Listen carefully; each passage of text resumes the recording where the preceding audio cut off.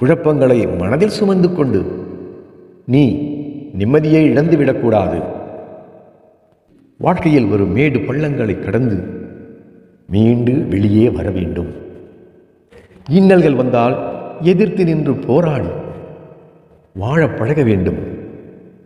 வாழ்க்கை என்னும் போராட்ட களத்தில் உனக்கு நான் தீங்கு நேர விடமாட்டேன்.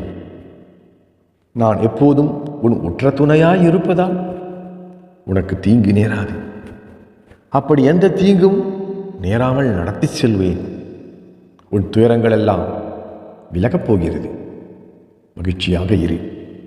எந்த சூழ்நிலையிலும் மனம் தளர்ந்து விடாதே.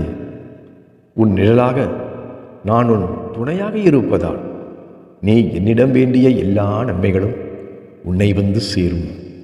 அந்த நல்ல நாள் அருகில் வந்து விட்டது. நீ சிறப்போடு வாழ்வாய்.